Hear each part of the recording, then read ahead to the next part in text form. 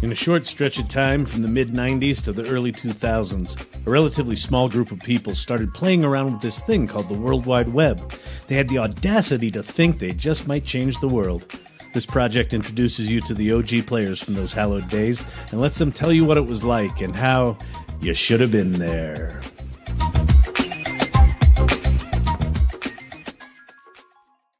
Episode 27. Today we're talking with Cory Johnson. He was a founding editor, reporter of TheStreet.com. Cory from The Street. Ritesh is not here today, so you're going to just have to deal with me alone. So welcome to You Should Have Been There. As always, go check out YouShoulda.com if you want to see back episodes and get the podcast and figure out who's coming on in upcoming episodes. If you're here, you can leave comments. We encourage heckling. So if you know Cory, leave a comment. We can bring it up. And as always, please go to the YouTube channel and subscribe. We want to be influencers. See my backlit shelves? That's what that's all about. Without further ado, and without anyone to have chit chat with, let's go ahead and bring up Cory Johnson. Dude, I'm no one. You can have chit chat with me. Well, I meant I don't have anyone as a co-host, so I said let's bring you up to be my chit chat partner. God knows I've had some co-hosting experiences. Yeah, I bet. It's great to see you. And you, man. Man, it's been a while. Like you and I seem to have this habit of reconnecting every 7 years or so, and but we go back way back. We should have been there. I was just trying to. Where did we meet? Were we working at American Express doing freelance gigs? I think that was it. I think that's it. That's right. You and I knew each other. Yeah. I was doing desktop publishing at American Express. In thinking about doing the show with you this morning, I was thinking about, I'm at a point in my life where I avoid telling these stories because they make you sound really freaking old. Really old, yeah. Well, because there's been all these changes in technology that of things that certain people take for granted. They never knew it didn't exist, like texting, right? But if I try to, I've got 4 teenagers, so I get to go through this all the time. But you try to explain a world like before texting, and they're like, "What did you do with the phone? Well, you made phone calls. That was an audio component. Your phone actually has this. Yeah. You know the thing when I call you and you're done with a sentence and you hang up on me? Yeah. That's actually rude. We used to have manners around those things because that was the primary form of communication when you're not in the same room with somebody. Yeah, no, it's absolutely amazing. It's a big part of the theme of this show is just, like we built the first web streaming for Sirius Satellite Radio. We built their website. We worked on their brand, right? And it's like no one had done streaming before, right? And now that you totally take that for granted. So the theme of the show is just like, what was it like back then in those early days? And I remember, didn't we? Wait, what if we flip the script and we pretend like we're like 20 years older, and then we can say, some people don't even remember black and white television, but this new color thing is going to really take off, and we don't even have a party line in our phone anymore because we're rich. Totally, yeah. Party lines. Yeah, exactly. A lot of the folks talked about a big part of pitching, what we pitched back then was you would take a computer into a boardroom and you would show people what the internet was. Like if you could explain the internet, you could get work back then. So series of tubes. With that, why don't you just give me a quick little 30 seconds for the audience, give a quick little 30 seconds of who you are, what you're up to now. And then we'll sort of dial back the Wayback Machine and sort of dig in and talk about how you got started and all that. So just give me the 30-second. Who the hell are you, Cory Johnson? So I'm Cory Johnson, and I'm the CEO of a company called the Business Podcast Network, which is a network of business podcasts. It's clever, right now. Our first show we launched. You're on what is this? Episode 27 for you. Today I'll be recording episode 25 of the Drill Down, but that's just 5 weeks. Wow. We do a daily drill down podcast where we look at stocks that are on the move, and then we say, throw out the chart. Let's understand the business underneath that stock on the move. We try to do a real dissection of a business to really explain the company and explain what the products are. And We do interviews with CEOs that kind of get a little more in depth and talk about what they make and how they make money and what their struggles are and kind of what they're going up against and how they're facing down competitors. And I think in every show we offer ultimately lessons for anyone in business, not just for investors, but really for anybody with a job that thinks about work all day and noon and night, as the rest of us do. That's really smart. Is it long format? Is it 45 minutes an hour? No, we kind of time it towards your average commute or a lazy man's 35-minute workout. It's about 35 minutes every day. Some days 45, some days 30. But we're on the news, so it's a daily listen. It's a daily show. It explains what happened today in the world of business, not just the stock market. And then, like I said, we get into depth on probably 4 companies every show where we really dig in, including usually a 20-minute CEO interview. Yeah, that's so great. Okay, a lot of fun. Terrific. Okay, so the what we like to say here is where we like to start is at the beginning. So you and I were doing stuff with computers pre-internet. So talk about, and I think it was 96. You were part of the Street. That's when that kicked off. So that was right at the beginning. The show here kind of focuses 95 to 2002 is kind of the window we're talking about. But talk to me about, how did you discover the internet, and did you have a big aha moment? Like, what was your evolution from, I'm doing desktop publishing with this kid Kyle at American Express to, all of what happened after that? Well, let's talk about that American Express experience really briefly. I'm curious to know yours, because we kind of came in there as temps working in this big art department for one of the great big corporations. But prior to that, I attended NYU, New York University, and I had become the editor of the alternative school newspaper. There were 2 school newspapers. There was a daily, and then there was a fortnightly publication came out every other week. And I turned into this kind of investigative journalism, muckraking, investigate the university, pull out the scandals. There's a lot of bullshit going on here. We're going to tell you the real story. That was not always that popular. We were with the administration. It was quite popular with the students and the faculty and so on, especially the faculty, the beleaguered NYU faculty. And so we were publishing. I inherited the publication. It was decades old. And the way that the publication was made is the writers would type out their stories. The editors would re-edit them and type them again. And it may have literally been a typewriter. And then we would bring those things with the headlines, the subheadlines.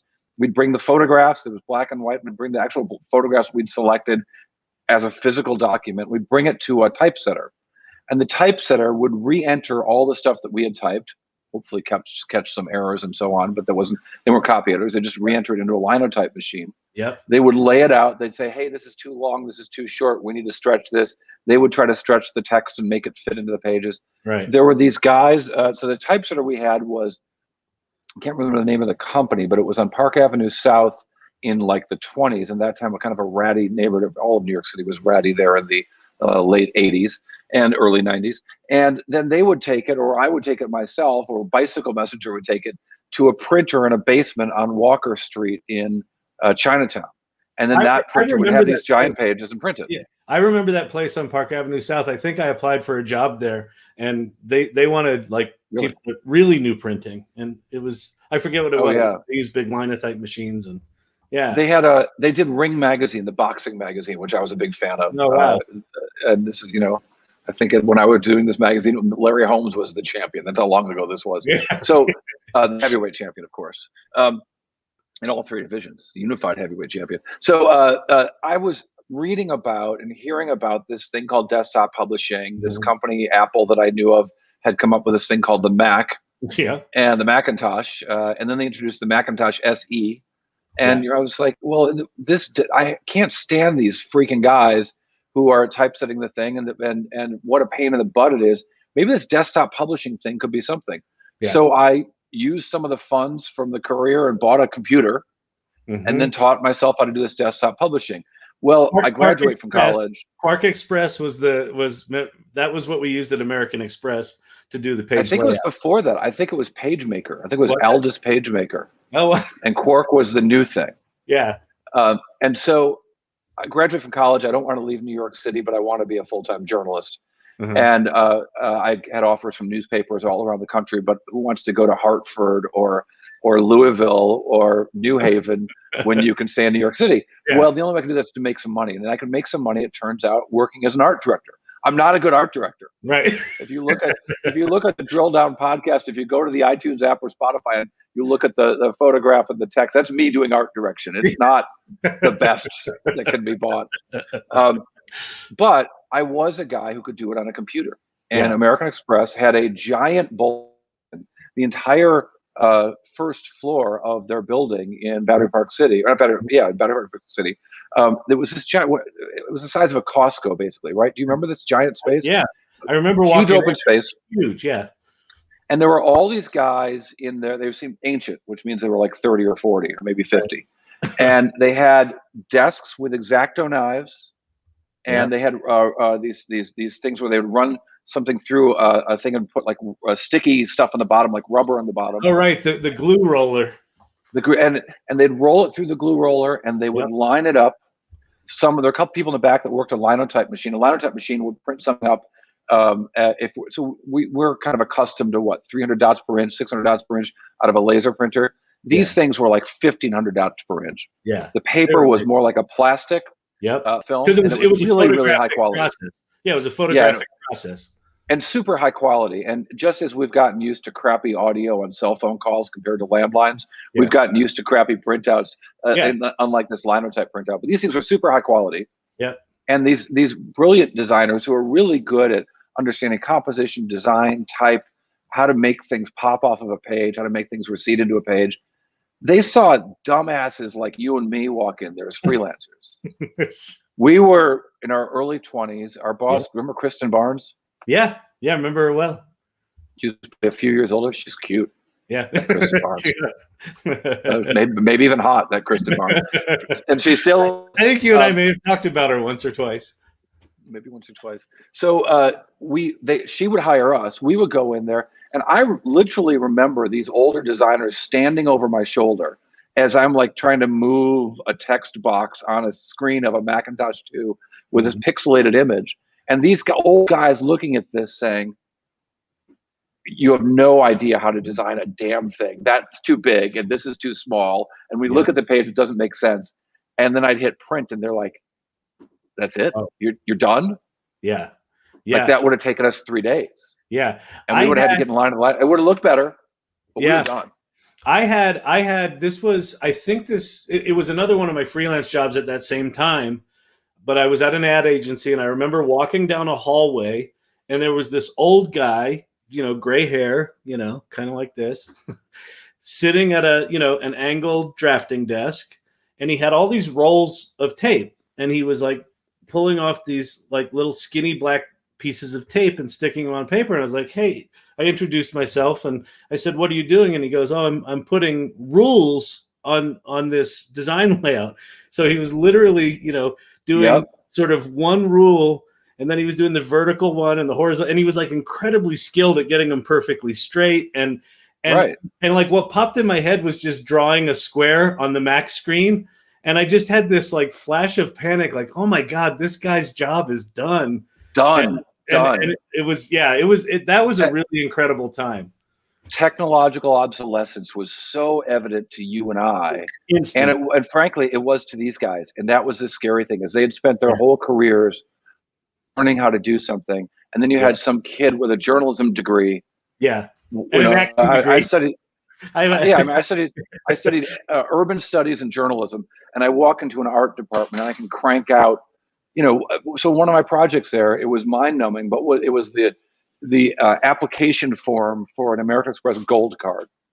And there was a client within the building, an American Express executive, and she wanted to test 3 different versions of the application. And then she would get 1,000 people to fill them out and see which one they would fill out the most of.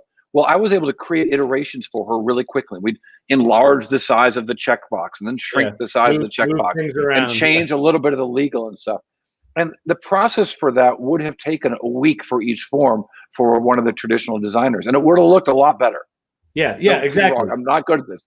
But we were able to crank this stuff out, and they were able to do this A/B or ABC testing with these forms that they just couldn't have done otherwise. So on some level, it enabled American Express to speed up their process of finding out what worked for this giant business of getting people to take out credit cards. Yeah, because they had some dipshit 21-year-old, creating these forms for them in the basement. Yeah. And so, that was, I think you're right. We talk about sort of the birth of the internet, but it was really that desktop publishing thing that kind of opened things up. What was your transition like? When did you discover the internet? When did you have a big aha moment that's different? Oh, yeah. Because for me, the desktop publishing thing was an extension of, desktop computers showed up when I think I was in 6th or 7th grade, right? So I was a little young to be a part of that revolution. But when the internet came along, I was like, this is another one of those big things. So yeah, talk to me about that transition. So I ended up desperately looking for a job as a full-time job as a journalist. I got a job at Time Incorporated, Time Inc., the publisher of Sports Illustrated, People, Time, Fortune, Money, Sports Illustrated for Kids eventually. Life magazine was a thing. This was a giant publishing company. It was as big as anything. It was one of the 100 largest companies in the world. Their headquarters were 50th Street and 6th Avenue. 1271 Avenue of the Americas. Yep. Good knowledge. And the company was so big and so successful that this company that made the greatest magazines in the world had a magazine about the magazine company only published within the company. It was a company newsletter. It was a company newsletter done to the standards of great magazine makers. And I got a job there as a writer for a couple. They had 2 writers that they would hire for this every year. And you were expected to either graduate to one of the real magazines or get the hell out of the building. Time Inc. was in the beginning of, really in the midst of a merger with Warner Brothers, creating a company called Time Warner. Yeah. And they were publishing this, at that point, 50-year-old magazine called FYI. And I joined FYI as a writer. As such, I was privy to all of the developments of the company, some which we could publish and most of which we couldn't. Right. And one was watching the emergence of other new media. And there was a company in Virginia called America Online. There was a company called CompuServe. And there was a company called Prodigy. And they were all offering consumer access to, it wasn't the web, but it was consumer access to digital information. Well, they were information services, right? Isn't that what they called them back then? And the web did not, to be clear, the web did not exist at this point. Yeah. But there were some people at Time Inc. who were experimenting with this. And at one point I was tasked with writing a story about it. And there was a guy at Time Magazine who was an editor. And he did a deal with this company called AOL. And I think that AOL was 3rd in terms of number of users among those 3 companies, Prodigy, CompuServe, and America Online. Yeah. And America Online, he did a deal with America Online to put some Time Magazine content in America Online. And so I thought, okay, I really got to figure this thing out. Like this seems like it's just something I should understand better. I got a laptop. And money was tight. I mean, I was living in New York City, down in Soho at Sullivan and Prince Street. Yeah. My starting salary there was $19,000 a year. Wow. And this was a full-time job. This was a 50, 60-hour week job. Yeah, that's tight. My first desktop publishing full-time job was $35,000. So I was a baller compared to what you were making. That's significantly more money. Well, what I would do is I would do these jobs, like nighttime jobs. So I would, couple nights a week, I would sneak out at like 8 o'clock and work an 8 to 2 shift at some other, some investment bank or something doing desktop publishing shit. Oh, and I would call you a lot in those gigs, or you would call me just to, hey, I need an extra guy. I'm like, I need some extra dough. Yeah. But I would also get chances to write for, because of the Time Warner merger, they laid off a bunch of people. Yeah. And so suddenly Sports Illustrated, People, Life, they would have Time, they would have, I'd come up with story ideas. I pitched the editors there because I was in the building, and they'd say, go ahead, kid, you can go write that story. So I'd write a story about some Haitian musician for Time Magazine. They give me $500. I'd write a story about environmental surfers for Sports Illustrated, and they give me $1,600. You make $1,200 on top of a $19,000 salary. That's like a 7% raise over the course of a couple of weeks of writing that story. Yeah, exactly. I was also writing for Rolling Stone and outside all these other publications. In any case, I hear about this guy at Time Magazine doing this deal with America Online. I take the proceeds from one of those freelance stories that I did, or one of those art gigs that I did with you, and I bought a the first Apple laptop. It was a MacBook. I think it was called a Mac. It was called a PowerBook. It was called the PowerBook. Did it have the wheel? Was it? It had a wheel. Yeah. Yep. And it had like a little ball. A little ball, right? Yeah. So it was like you took a mouse and turned it upside down. Yeah. So like a trackball. It was like a video game. That's what they called it. The trackball. Yeah. And for an extra like $200 or something, you could have it installed with a thing called a modem, and the modem could plug into a phone line. And so I'm making a short story long. I call the Time Inc. Telecommunications guys. I'm like, hey, I got this modem. And they said, oh, we've already got one. It's at the library on the 26th floor. I'm like, no, I've got one now. And they're like, what do you mean? I'm like, no, I've got one in my office. Well, there's a librarian on the 26th floor, and she has a modem. And they use that for the modem stuff. They literally didn't understand that it was possible to, wow. No, and understand that at this time, this is the stuff makes it sound old. They had a legion of people at Time Incorporated who sat in these big desks with X-Acto knives. I mentioned this at American Express. And they got the newspaper, and they would cut out stories in the newspaper and file them. So if there was a mobster shot named Gambino, they would file it, cut it out, and file it under M for mafia, or they would cut out a story and file it under AT&T. Literally newsprint. And then if you were researching a story as a reporter at Time Magazine, you go down to the library, tell the librarian what you want. They'd bring you the folder, and you'd open it up, and newspaper clippings from the last 40 years would spill out. Wow, amazing. That, I swear to God, that was happening in the 90s at Time Inc. Amazing. So, but there were actually 3 librarians that had access to the modem, but I think there were 2 computers with modems. So I asked these guys, can I just connect me? Just connect me to the. I just need a phone. Like, well, we don't. They're like, you're on the 32nd floor. Like, we can't. Like, we're not going to run a wire for some kid in the company newsletter. I'm like, how about a fax line? Oh, we can do that. So after a couple weeks of back and forth, they give me the fax line. So I plug in the thing. I'm all excited. I'd gotten my disc of, I think, in the mail, or floppy disks with the America Online software. So I install that, and then I'm like, well, who do I don't know anyone who's got an email address. Right. Like, well, so I take out my stationery, because even the kid of the company newsletter has his own stationery. And I write a note to that guy at Time Magazine. And then I say, hey, Walter, I just got this America Online thing. How do I connect with you on it? Can I send you an email? Do you have an email address? Best Cory. And I fold it in an inner office envelope, this manila envelope. And this guy comes by my desk, and I hand the messenger the note. Yep. And he takes it from my office on the 32nd floor and puts it on his cart, and eventually gets delivered to Walter. Walter Isaacson is the guy's name. Yeah. Walter Isaacson is on the 26th floor at Time Magazine. And Walter writes his email address. Maybe he emailed me at that point, but I think he writes his email address. And then I come back up, brings it up the stairs, and I send him an email. That was my first email. Wow. Was to Walter Isaacson from the 32nd floor to the 25th floor. Walter Isaacson, of course, has gone on to other fame, not least of which writing the biography of Steve Jobs. Yeah, exactly. That was so when we were, Chan and I, when we first started working in the Chansu, we called that same IT group, and we said, hey, we've got 10 Macintosh computers, and there's all of these Ethernet ports it was the old travel offices on the 4th floor at Time Inc. Yeah. There's all these Ethernet ports. We just need to know like where they terminate so we can put our router or whatever it was. Wait, was that on 4 or was that on 3? It was on 4. It was wasn't Life Magazine on 4 also? Yeah, in the front. We were on the very back. Yeah. We were right next to where the trucks would pick up the magazines, and so every day at like 4 in the afternoon, it would smell like diesel fuel in the office.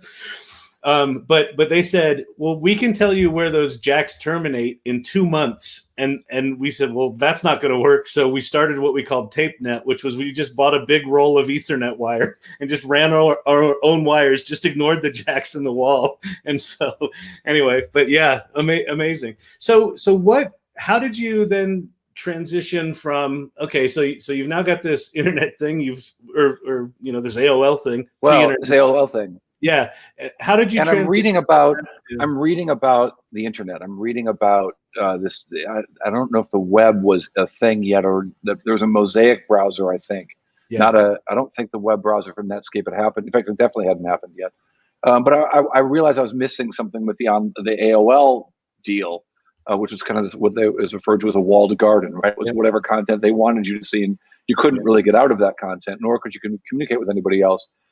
So I found some, it was so just impossible.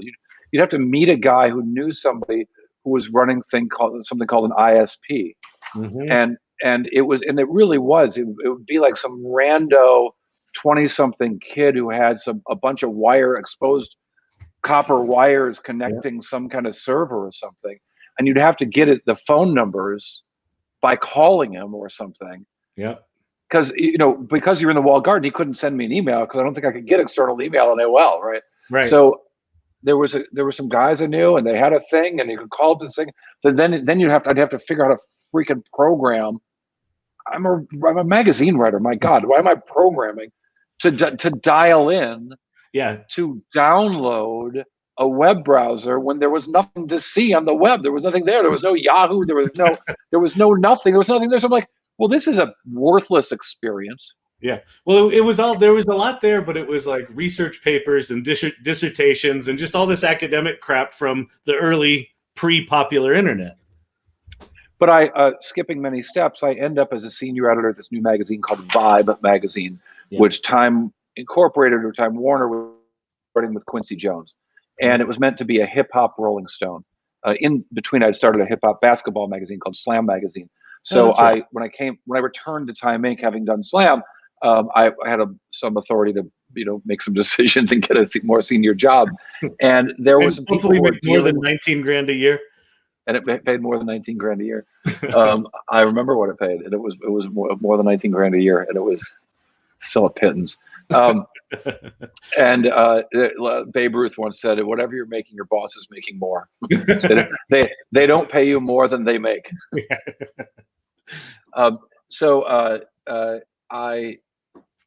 There was some discussion about an AOL channel for Vibe or doing something more, and so I very quickly got involved with that stuff. I think I was the only editor who had email, and this would have been about 95. Mm-hmm. Yeah, probably 94. Well, what 94? Yeah, because by the time I met Chan, Vibe Online was already a thing. Okay, so we were talking.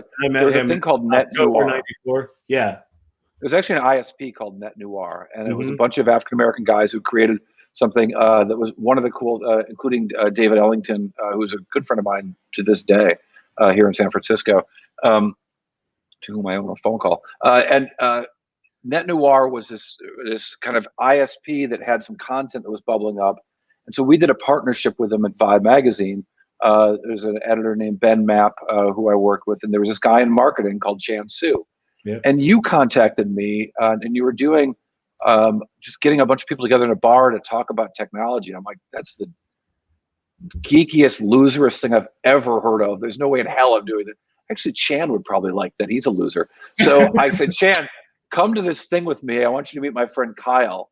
That was what are we gonna do? Worldwide Web Artists Consortium, the early days of the WAC. Oh yeah, you were fancy. You're gonna call it a consortium. I'm like, I think it's just a bunch of geeks who get together and have a beer. Just come with me. He's like, really? I'm like, yeah, my friend Kyle is good. He's got some grandiose notions. Yeah. And I introduced you to Chan Su. Yep. And who knew what was going to happen there? No, but I have all these, and you and Chan ended up doing a lot of stuff together for Vibe, and then you went off and started your own company, and great success followed. Yeah, it was truly amazing times. I mean, what was interesting is, I had my desktop publishing background and knew a little bit about technology. Chan was deeper on the technology side, so I was creating, at the time we met, I was creating Urban Desires, which was an art and culture magazine, and I didn't know much about anything other than I had a bunch of talented friends that I knew were creative. And I knew there was nothing interesting culturally on the internet, like it was all dissertations. So I sort of figured out enough about HTML to put it together on a 2-week vacation with my wife, with Gabby, I upload all of the files to this server in California, and none of my images show up. And I'm like, oh no, what do I do? And so I think I was on Echo, which was like a lot of the reporters were on this thing called Echo, which was a dial-up board basically.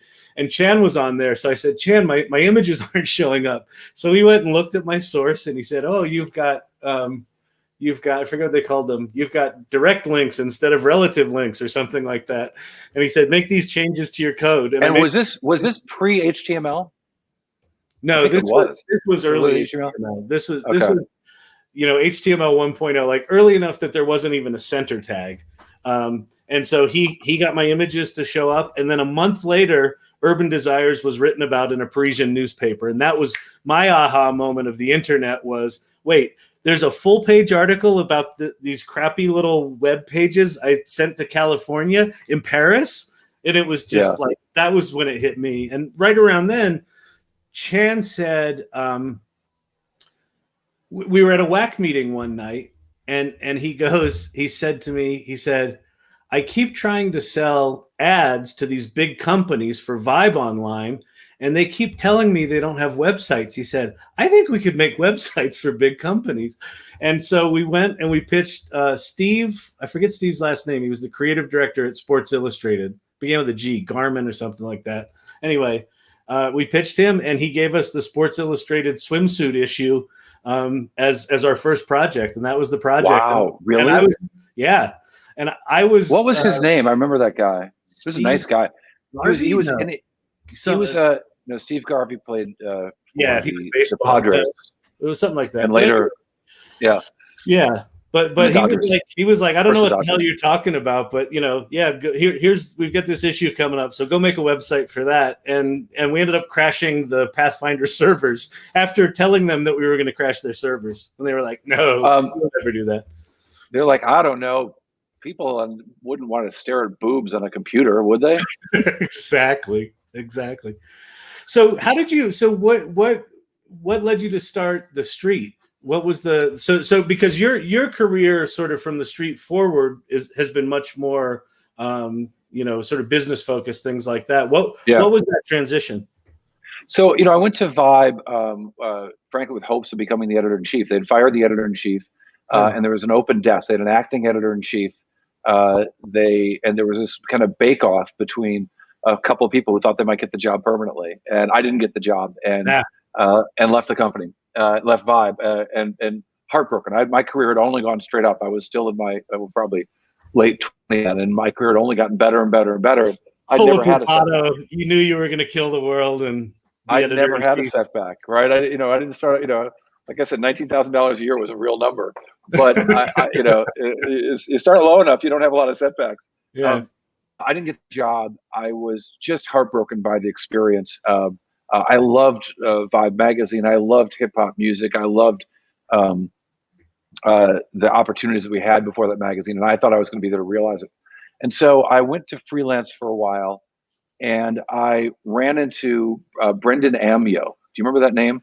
Brendan was Chan's boss. Oh, that's right. Yeah.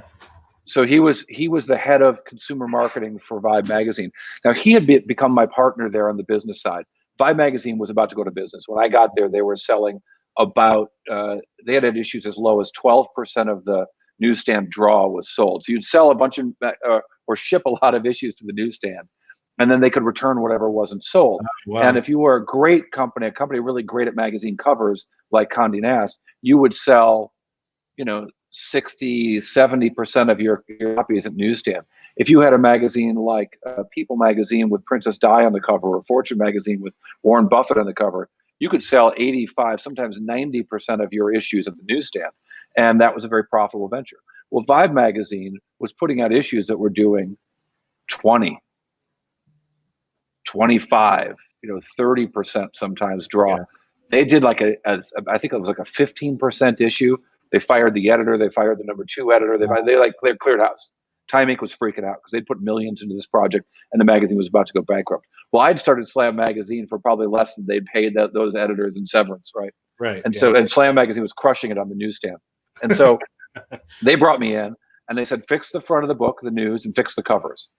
Believe me, Vibe Online was not something they were considering doing at all. Yeah. And so I said, well, how well are the covers selling? They're like, I don't know. I'm like, you don't know what's working and what's not working. How do you think you're going to fix the problem, right? And so at People Magazine, when we were in a conference room, all the senior editors in a conference room, I was not a senior editor, but I got to go in these rooms once in a while.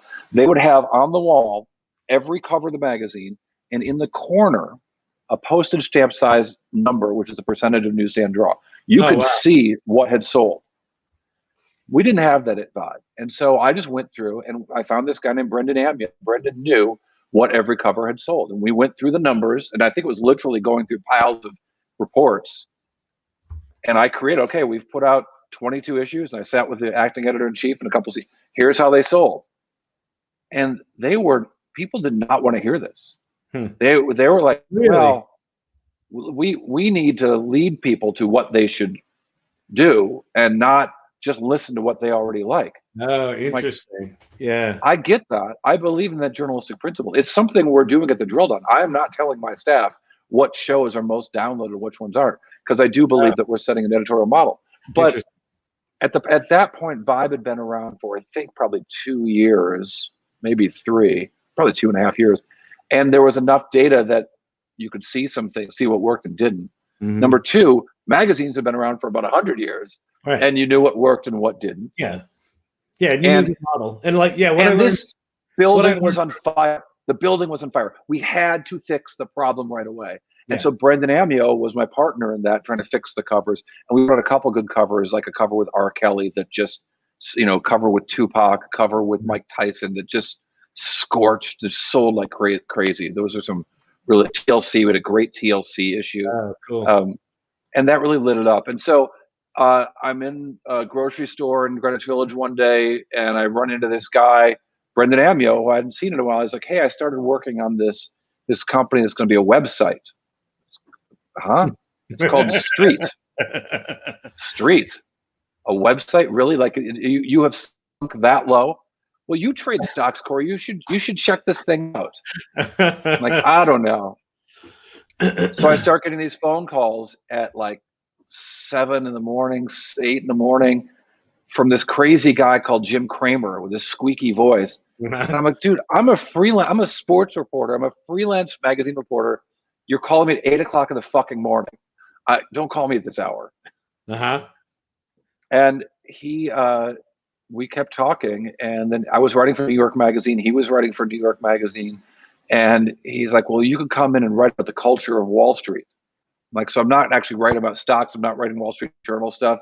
He's like, no, just write the sports columns you're doing, but write about the people of Wall Street. So I was I became the founding.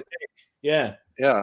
But I became the founding reporter for TheStreet.com on this new thing, called the web. Right. Wow. Amazing. And what was different about that? What was different about the fact that it was a website? Because I remember the Street.com back then was a big deal. Yeah, I mean, in the land of the blind, the one-eyed man is king, right? Yeah. There wasn't a lot of competition at that point on the web. Yeah. So for those of us who were on the web, it was a big deal. Yeah. The Wall Street Journal did not have a website, for example. Yeah. Right? The New York Times launched a website as we were getting ready to launch our thing. I can't remember if they came after or before, but it was right around this time. Okay, so think of that, viewer or listener. The New York Times did not have a website, and we were creating a website for news about the stock market. Now, as it happens, my girlfriend at the time was a trader on the New York Stock Exchange. So I had a lot of access to these stories of people on Wall Street. But we put together a team. It turns out, so they hired a guy named Dave Candace to be the editor-in-chief, and a woman named Jamie Heller to be the managing editor. They actually hired another guy to be the editor-in-chief, and he's dead. I can libel him. I can't libel him because you can't libel the dead. He was a horrible alcoholic. It wasn't amusing. He was just a raging drunk. And he would come into the office at 10 o'clock in the morning, just reeking of the vodka that he'd consumed all night before.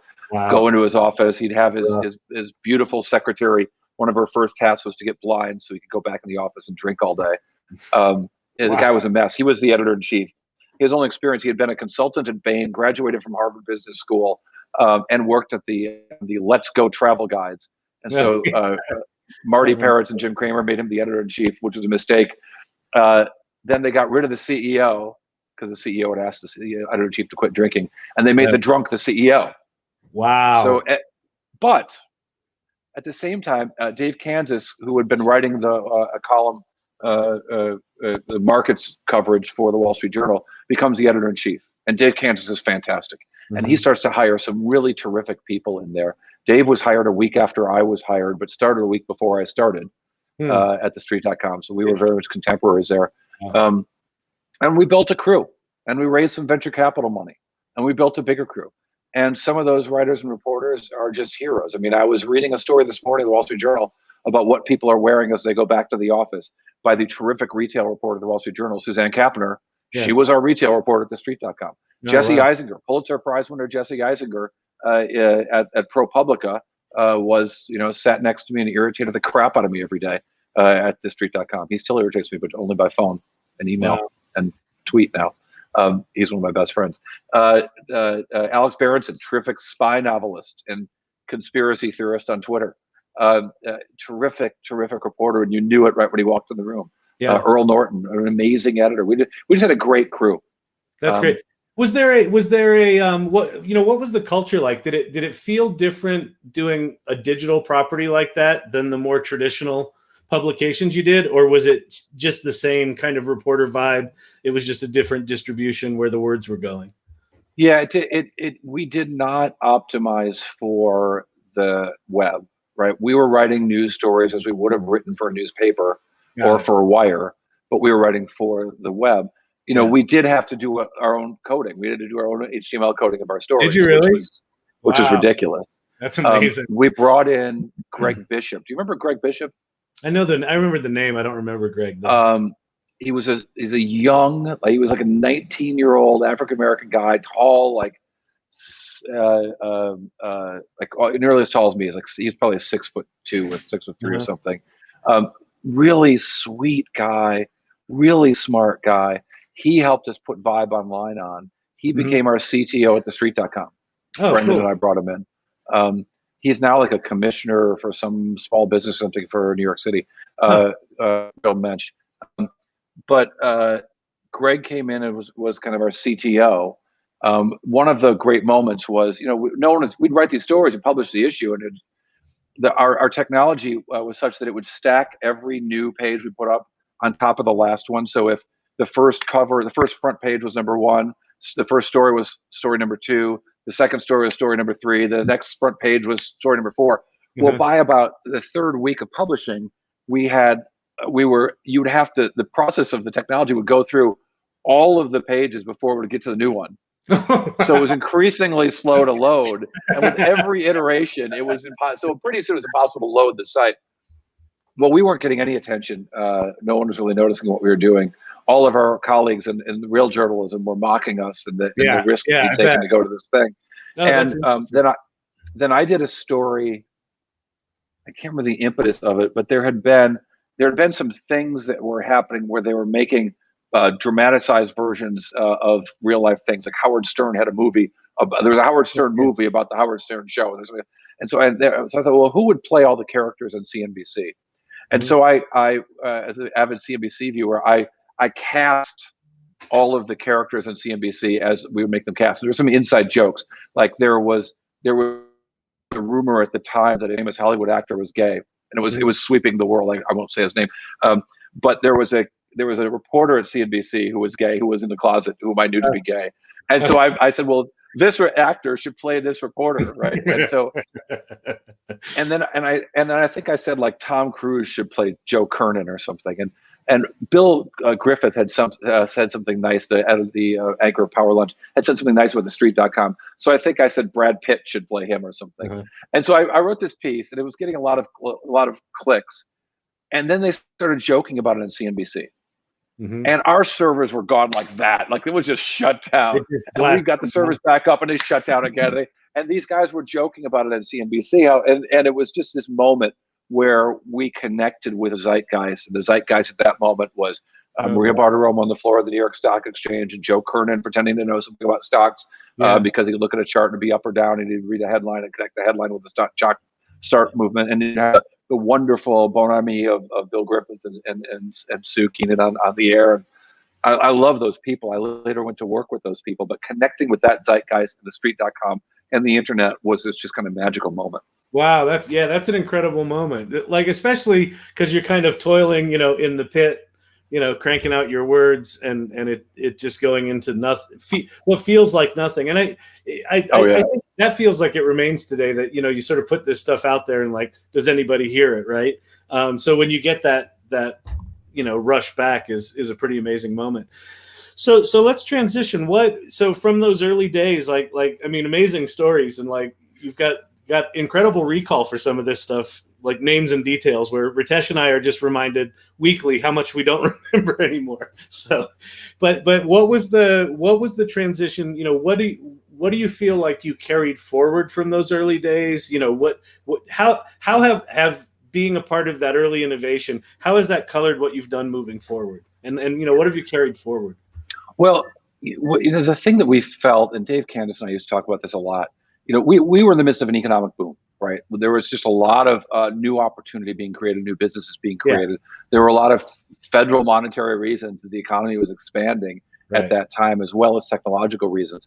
But what we talked about, what Dave and I would talk about a lot, was that we were in the backbench.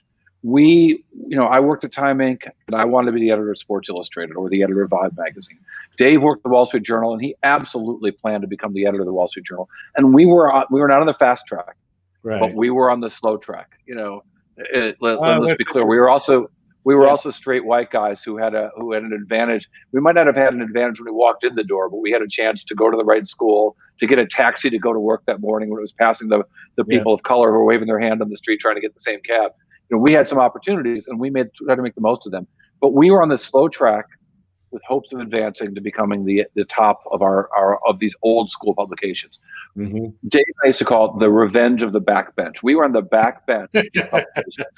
And when technology happened, when opportunity was created by the web initially and by technology in general, the backbench stepped up. Yeah. We got some swings, and we made the most of them, and we did all right. That's great.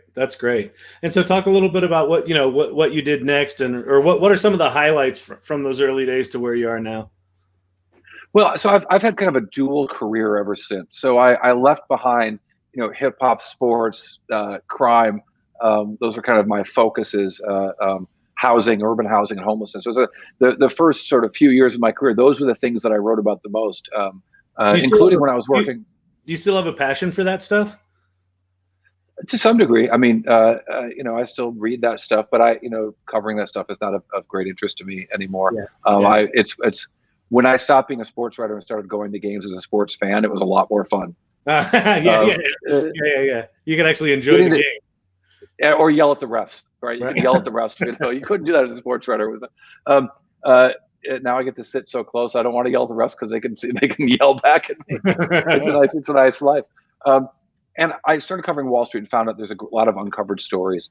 I happened upon a trend that I don't think other people have realized is a trend. We live in this polarized political world right now, which we do all recognize as a trend. But it's hard to talk about things because the strangest things become political. I never would have, on my lotto card for 2021, if you asked me 30 years ago, I would not have said, "Oh, you won't believe in science anymore." Right. People will believe that dinosaurs walked the earth with Jesus, and that vaccines don't work. Right. And that the election didn't count. Like just the simplest of or that we would think things like, "Hey, every person should get every chance to vote that's possible, and they should be allowed to get one vote for one person." Yeah. Like the thing that the Tea Party happened for in the 1700s. Yeah, exactly. Okay, those things are political. We can't talk about those things and have. Right. A lot of people won't listen to a conversation right then because they instantly want to hear your perspective, and they don't want to listen to the facts because they think that your perspective will completely overcloud the facts. That's not true in business.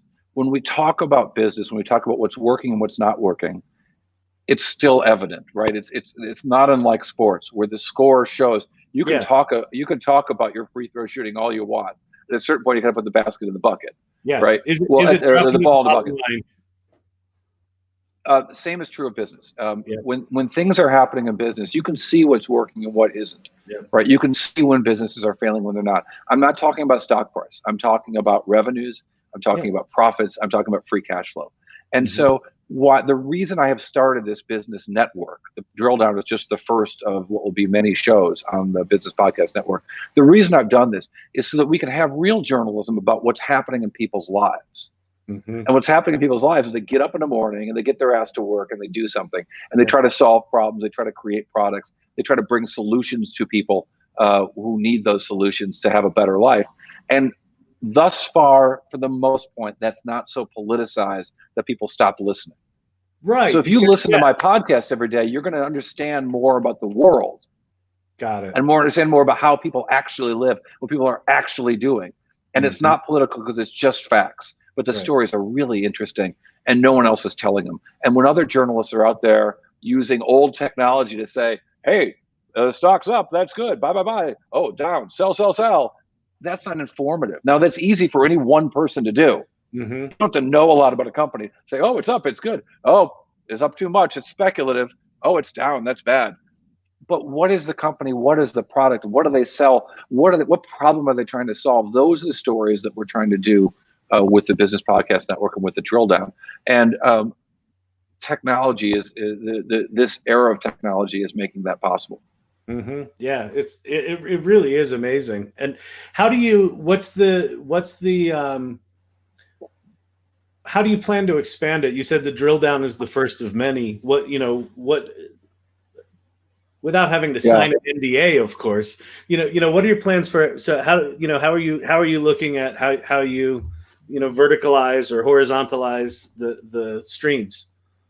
There is a fabulous website called Coifin, and it is kind of like a Bloomberg for equities, except that it's free and it's on the internet, and it's free. And free is not a good model. So I called Rob Coifin, the founder and CEO of Coifin, and I said, love your site. I'm using it all the day to help prepare this show that I'm going to launch called The Drill Down. And but what's your friends of my friend Howard, and how did he invest in your company?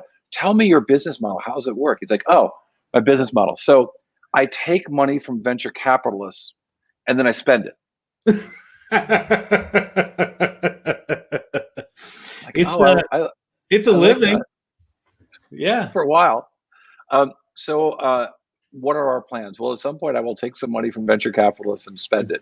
And I will expand beyond a singular podcast to what I hope will be many. We're going to identify the sectors where I think there's a journalistic opportunities, untold stories. There's where I've got the right host. I'm looking for hosts who could really understand certain sectors, and where there's an advertiser interest where we can try to make some money. And there'll be sectors. So will probably be an enterprise technology show. There will probably be a crypto show. There will probably be an agriculture show. 27 million people in America work in agriculture. Yet if you ask people on the coasts, New York, San Francisco, LA, where does food come from? Oh, the grocery store. Uber Eats, right? Exactly. Farmers make the things that we eat. Agriculture is this giant business. It is poorly covered journalistically. We're going to fix that with an agriculture podcast someday. We'll have an oil and gas podcast someday because that's a fascinating sector. And I think it's going to be attractive for the listeners and the advertisers. If you're John Deere or Monsanto or ConAgra, you might not want to advertise on every podcast out there, but you want to advertise on a podcast about agriculture because all the listeners buy seed and tractors. So we're going to focus in the same way that the Drill Down is kind of more, or conversely, the Drill Down is broad. It covers publicly traded companies and explains their businesses. And we'll do technology, we'll do oil and gas, we'll do consumer products, we'll do retail, all in a singular show. But we will have increasingly siloed shows that focus on different verticals. Podcasts are interesting coming from where you and I come from, watching the development of media and technology, because they are, anyone can have one, right? Podcasts are like children. Anyone can have one, but not everyone should. Exactly. That's we're trying to elevate just above that bar with this show. So hopefully we're right there. Now that's a good one. I mean, this has been awesome. One of the recurring themes of this show is by the time we get to the end of the hour, I feel like shit. We just got started. Like I feel like there's so much more we could unpack. But this has been awesome. Like it's great to connect with you again.